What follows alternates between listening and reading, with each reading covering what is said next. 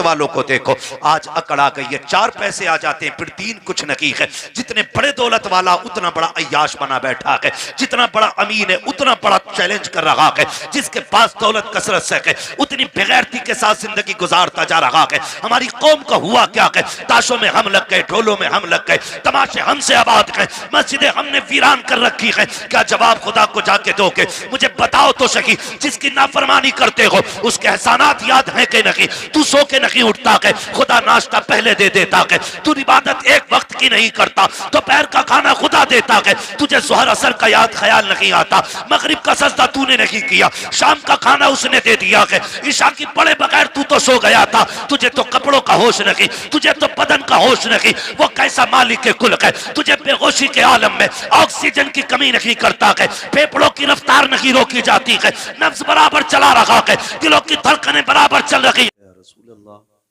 सल्लल्लाहु तआला अलैहि वसल्लम, मैं सबसे पहले मुबारकबाद पेश करता हूँ तमाम अरकान कमेटी, बानियान जलसा और उन तमाम हजरात को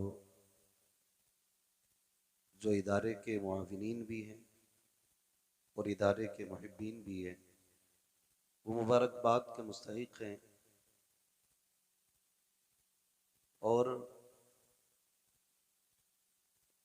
जिन लोगों ने अपने खून पसीने की कमाई इस इदारे पर खर्च की है, वो बड़े खुश नसीब हैं कि आज इदारे ने उन्हें उनकी उस कमाई के सिले में कुरान का हाफिज पेश किया है। अल्लाह रब्बुल इज़्ज़त इस हाफिज कुरान को पूरी उम्मत के लिए बाबरकत बनाए और खुदा करे इस इदारे के ज़रिए हर घर में कुरान की रोशनी पहुँचे और हर घर में कुरान के कारी इसके ज़रिए मौला मौजूद हो जाए। नौजवानों और अजीज़ बच्चों, गुफ्तगू कोई ज़्यादा लंबी ज़रूरी नहीं है कि 1.5-2 घंटा हो तभी बात होगी। तूफ़ान नूह लाने से आखिर क्या फ़ायदा, एक अश्क ही बहुत है अगर कुछ असर करे। आपसे इतनी गुजारिश है कि जो लोग यहाँ सिर्फ ये देखने के लिए आए कि मौलवी बोलता कैसे, तो वो चले जाएं, या सिर्फ इसलिए आए कि साहब हम तो उनके फ़ैन हैं, वो भी चले जाएं। यहाँ सिर्फ वो बैठे जो अल्लाह और उसकी रसूल की रज़ा के लिए आए हुए हैं। भाई शान अरब मुरादाबादी साहिब क़िबला बहुत ही खूबसूरत अंदाज में हुजूर की नाते सुना रहे थे। तो हमारी कौम का भी मिजाज अल्लाह ही जाने है ना, अल्लाह ही जाने कौन बशर है। हमने देखा कि अब्दुल्ला भाई आए हुए थे, वो उठ के चले ना तो लोग कुर्सियां छोड़ के चल दिए। मैं ये सोच रहा था पता नहीं जलसा ज्यादा अहम है या सेल्फी ज्यादा अहम है। कोई रुतबे बुलंद नहीं होते इन चीजों से। अगर आप किसी के साथ, चाहे मेरे ही साथ क्यों ना फोटो लेके डालें, उससे आपका कद बढ़ता नहीं है, उससे आपका कद घटता है। पहली बात तो ये काम गलत है, फिर भी आप करते हैं तो उससे कद बढ़ता नहीं है, कद घटता है। आप ऐसे खुद में बनो कि लोग आपके साथ खड़े होने पे फख्र महसूस करें। ये कौन सी इज्जत की बात है कि आप किसी के कद के बराबर जाके खड़े होकर सोचो हमारी इज्जत बढ़ गई। हमें तो ये करना चाहिए कि हमें खुद को इतना बुलंद करना चाहिए। वो डॉक्टर इकबाल ने कहा था, खुद ही को कर बुलंद इतना कि हर तकदीर से पहले खुदा बंदे से खुद पूछे बता तेरी रजा क्या है। रजा क्या है क्या? तो मिजाज थोड़ा सा हमें बदलना पड़ेगा। मैं कई बार ये कह चुका हूं कि भाई ये कैमरे जो है ना, ये हमारे और सामाईन के बीच में नहीं आने चाहिए, लेकिन ये जानबूझ के बीच में आते हैं। मेहरबानी किया करो भाई, एक बार की तुम भी समझ लिया करो जब कह दिया जाए तो। मैं अच्छा नहीं समझता हूँ किसी को जलील करूँ या किसी को रुसवा करूँ, अच्छा नहीं लगता, लेकिन तकलीफ होती है। मैं तकरीर किसके सामने करूँ? मैं इंटरव्यू तो देने नहीं बैठा हूँ, मैं तकरीर करने के लिए बैठा हूँ, और वो फिर दीवार बन जाती है कैमरों की तुम्हारी। तो मेहरबानी करें, आप आइंदा के लिए ख्याल रखिएगा। बस अभी जितने लोग मुझे दिख रहे हैं या मैं जिन्हें देख पा रहा हूं, उनसे मैं कहूंगा जरा कह दें या रसूल अल्लाह। पीछे वाले लोग कतई ऐसे बैठे हैं कि जैसे कबड्डी में आए बैठे हैं। कोई पछाड़ा जाएगा तभी हो होगी। हुजूर की महफिल है भाई, हुजूर की महफिल है। वो कहा था किसी ने, ये बज़्म में है यहाँ कोताह दस्ती में है महरूमी, जो बढ़कर खुद उठा ले हाथ में मीना उसी का है। ये मेरा इलाका जरूर है, लेकिन वो मैं कम नसीब आदमी हूं कि जो मैं अपने इलाके को भी वक्त ज्यादा नहीं दे पाता। डॉक्टर साहब किबला और हमारे हाजी साहब, इन लोगों के कहने की वजह से इनका इसरार हाजिरी हुई है। तो मैं ये समझता हूं कि अगर ये बुलाने वाले इतने अच्छे हैं तो उम्मीद है सुनने वाले भी अच्छे ही होंगे, है ना। तो अब चूंकि तालीम का दौर है, अब सर ना हिलाएं, जबान हिलाएं। जबान हिला सकते हैं ना, जरा कह दें या रसूल अल्लाह, या रसूल अल्लाह, और जोर से। या रसूल अल्लाह। खुदा सलामत रखे। ये मिलक की सरजमीन है ना, ये लालू वाले की मिलक है। दो मिलक कही है ना, तिगरी वाली भी है, लालू वाले की भी है, तो हमें कंफ्यूजिंग हो जाती है, उसमें पता नहीं कौन सी वाली मिलक में बैठे। लालू वाले की मिलक है ये। खुदा आपको सलामत रखे और मोहब्बतों का शुक्रिया जिस मोहब्बत से आप आए बैठे हैं। अल्लाह करे कि जितनी देर बैठे ये सोच के बैठे कि हमें कुछ ना कुछ हासिल करना है।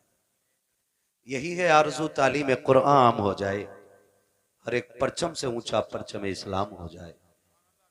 ये इदारे, ये मदरसे, ये उलमा की मेहनतें सिर्फ इसलिए होती हैं ताकि हमारी कोशिशों के सिले में खुदा हर शख्स तक कुरान की तालीम को आम कर दे। और वो लोग भी मुबारकबाद के मुस्तहिक हैं जो लोग इन पढ़ने वालों का ताउन करते हैं, चाहे वो मदरसे की इमारत बनाकर हो, या उस्ताज की तनख्वाह दे करके हो, या कुरान पढ़ने पढ़ाने वालों को खाना खिला करके हो। ये इतनी बड़ी इबादत है कि इसकी कीमत मैदान क़यामत में पता चलेगी। आज जो जमींदार हैं, जो पैसे वाले हैं, जो ठेकेदार हैं, उनका मिजाज थोड़ा सा अलग होता है। वो कहते हैं यार क्या है ये हाफिजी लोग, क्या है ये मौलाना लोग। जानते हो जहां बैठ के कुरान वाले ने कुरान पढ़ा था ना, अल्लाह क़यामत में उस जमीन की मिट्टी उठवाएगा और फरमाएगा ला के अब इसे तराजू में रखो। मालिक क्या होगा? कब इसके बदले में गुनाहगारों को जन्नत अता की जाएगी।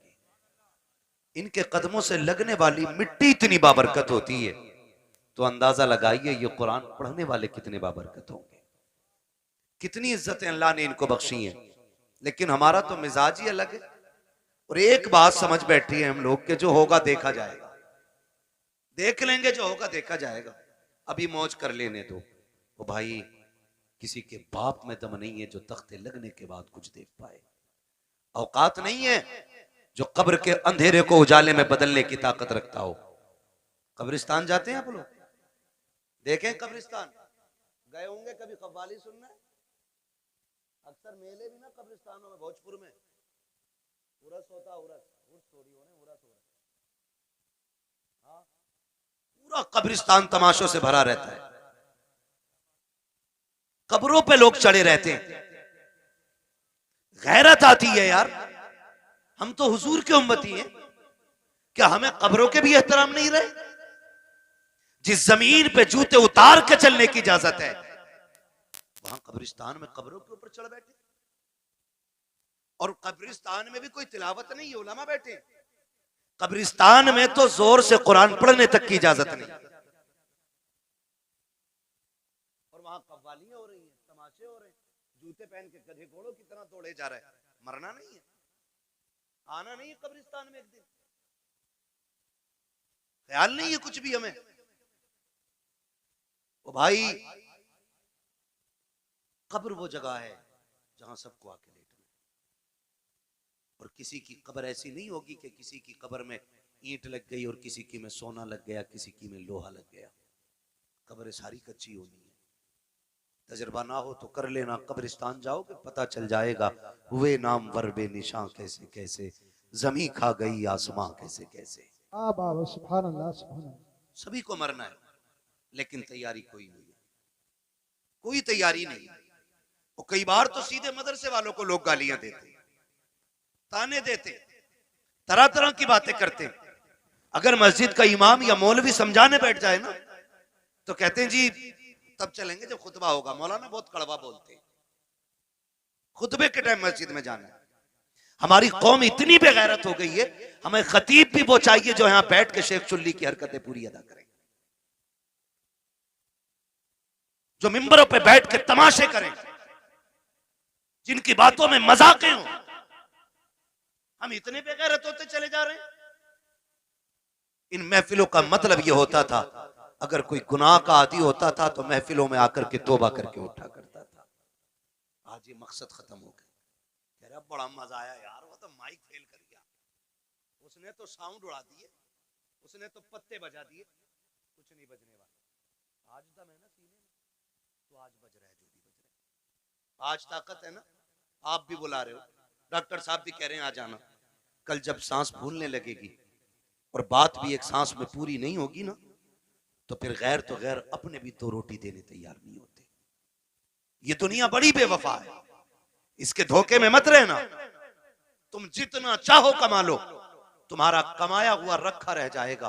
तुम्हारे बाद वाले मौज करेंगे, हिसाब तुम्हें देना पड़ेगा।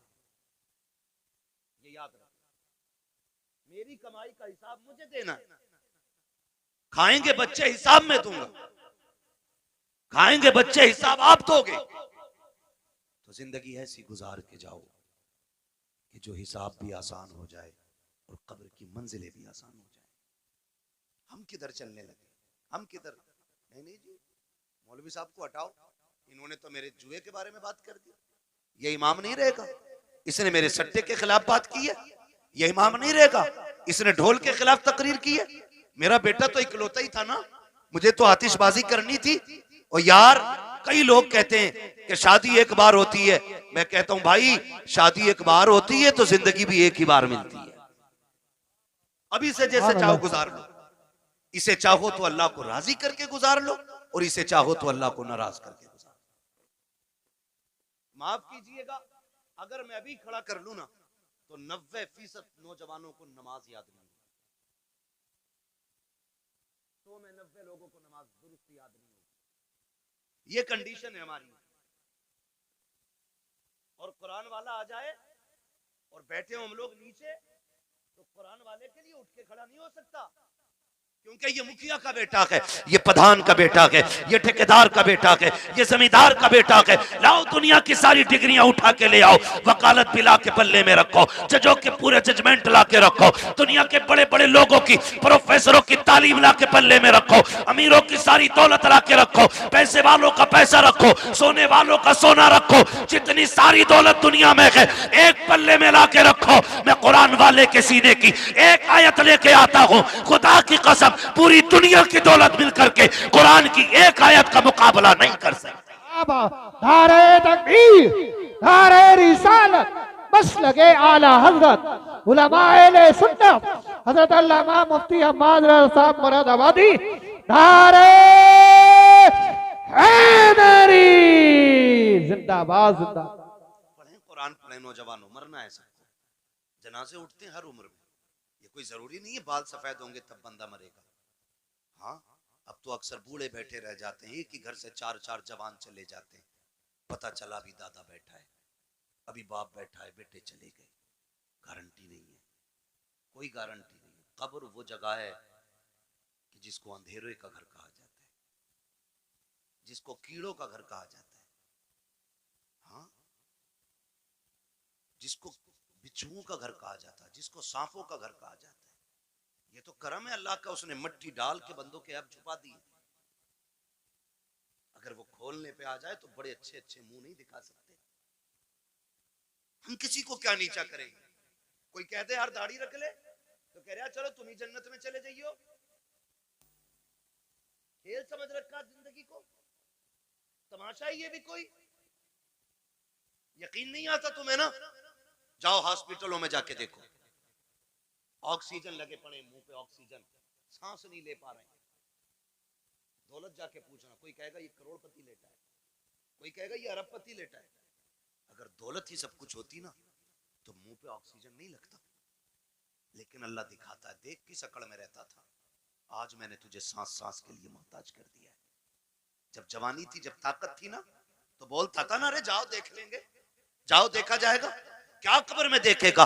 जब सांस फूलती है ना तो पूरी दौलत देख करके बंदा ना एक सांस वापसी की ख्वाब देखता है, तमन्ना करता है। तुम नहीं जानते हो, खुदा की कसम तारीख पढ़ करके देखो, बड़े बड़े दौलत वालों को देखो, आज अकड़ आ गई है, 4 पैसे आ जाते हैं फिर 3 कुछ नहीं है। जितने बड़े दौलत वाला उतना बड़ा अय्याश बना बैठा है, जितना बड़ा अमीन है उतना बड़ा चैलेंज कर रहा है, जिसके पास दौलत कसरत से है उतनी बेगैरती के साथ जिंदगी गुजारता जा रहा है। हमारी कौम का हुआ क्या है, ताशों में हम लग गए, ढोलों में हम लग गए, तमाशे हमसे आबाद हैं, मस्जिदें हमने वीरान कर रखी हैं। क्या जवाब खुदा को जाके दोगे? मुझे बताओ तो सही, जिसकी नाफरमानी करते हो उसके एहसानात याद हैं कि नहीं? तू सो के नहीं उठता है, खुदा नाश्ता पहले दे देता है। तू इबादत एक वक्त की नहीं करता, तो पैर का खाना खुदा देता है। तुझे जोहर असर का याद ख्याल नहीं आता, मगरिब का सजदा तूने नहीं किया, शाम का खाना उसने दे दिया है, ईशा की पड़े बगैर तू तो सो गया था। तुझे तो कपड़ों का होश नहीं, तुझे तो बदन का होश नहीं। वो कैसा मालिक के कुल है, तुझे बेहोशी के आलम में ऑक्सीजन की कमी नहीं करता है, फेफड़ों की रफ्तार नहीं रोकी जाती है, नब्ज बराबर चला रहा है, दिलों की धड़कनें बराबर चल रही है। ये सब कुछ कौन कर रहा है? ये सिर्फ वही कर रहा है जिसने लफ्ज़ कुन से कायनात पैदा की है, जो निजाम हस्ती को चला रहा है। तू जिसकी नाफरमानी कर रहा है, ये सारी पावर उसी की है, सारी ताकत उसी की है। और तुम्हें खुदा का वास्ता, अगर खुदा तौफीक दे, सुबह को आँख खुल जाया करे, अजान होते ही मस्जिद में जाया करो, नमाज पढ़ के नाश्ते किया करो, खुदा की कसम रोजी भी बढ़ा दी जाएगी, तुम्हारी उम्रें भी बढ़ा दी। जिंदाबाद जिंदाबाद जिंदाबाद, नारे तकबीर, नारे रिसालत, बस लगे आला हजरत, जश्न दस्तार बंदी, जिंदाबाद जिंदाबाद। शुरू दिन का आगाज अल्लाह की इबादत से करें, फजर के बाद कुरान लेके बैठे, कुरान लेकर के बैठे, ये हम पे लाजिम है, बैठे हम कुरान लेकर के, फिर देखो अल्लाह कितनी बरकतें दे रहा। लेकिन माफ कीजिए, हमें खुदा पे उतना भरोसा नहीं रहा जितना तावीज़ों पे हो गया, जितना डोरियों पे हो गया। हाँ, जितना डोरियों पे हो गया। मुझे बताओ, मैं कहता हूँ ये जितने वायरस फैले ना डॉक्टर साहब, अगर अल्लाह सिर्फ ऑक्सीजन कम कर देना तो वाकई किसी वायरस की जरूरत नहीं, पूरी दुनिया सजदे में पड़ी होगी, पूरी दुनिया। लेकिन वो जबरन किसी को अपनी बारगाह में लाना नहीं चाहता। वो तो कहता, अब मैंने तुझे दोनों रास्ते दिए, तुझे जन्नत का भी मालूम है, दोज़ख का भी मालूम है, अब फैसला तुझे करना, तुझे मैं प्यारा हूं या तुझे दुनिया प्यारी है? कह रहा मौलाना मैं कतई हराम काम ना करता, मगर मजबूरी आ गई, बालक भूखे थे। तू बता, तू बड़ा है या नबी की बेटी फातिमा ज़हरा बड़ी है? मुझे बता तो सही। एक दिन मेरे हुजूर बेटी के घर तशरीफ लाए, जाओ जाके बेटियों से भी कहना। आज कितने घरों में इसलिए तलाक हो जाती है, बेटियों के शौक पूरे नहीं हो पाते ना, तो शौहरों को गालियां देती हैं, ताने देती हैं, तो फिर शौहर मजबूरी में तलाक दे देता है। जाओ जाके बेटियों से कहो, कामयाबी ये नहीं है कि तू 70,000 का जोड़ा पहने, कामयाबी ये नहीं है तू 20,000 का लहंगा पहने। कामयाब बेटी वो है जो पैबंद लगे कपड़े पहन के शोहर को राजी करके दुनिया से चली जाए, वो सबसे ज्यादा कामयाब बेटी है।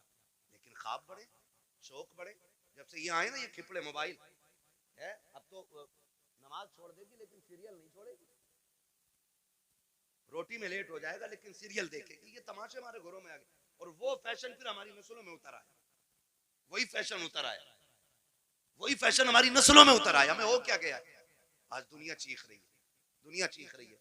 फिर वो जब देखती है तो शोहर से कहती है मुझे ये चाहिए ऐसे कपड़े।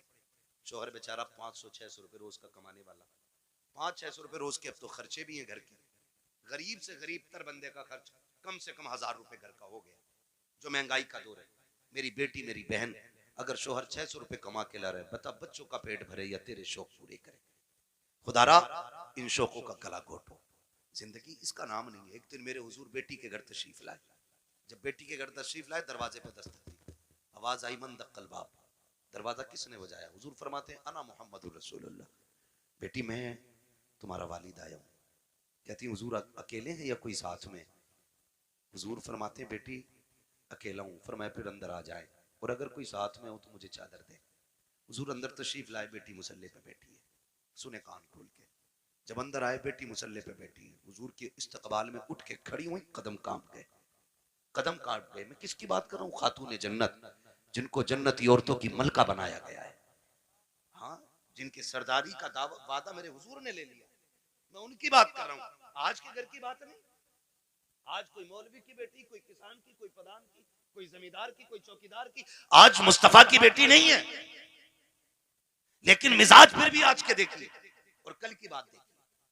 खड़ी हुई मुसल्ले पे, हुजूर फरमाते हैं फातिमा ये बात क्यों कही, कोई हो तो चादर दे दे और ना हो तो अंदर आ जाए।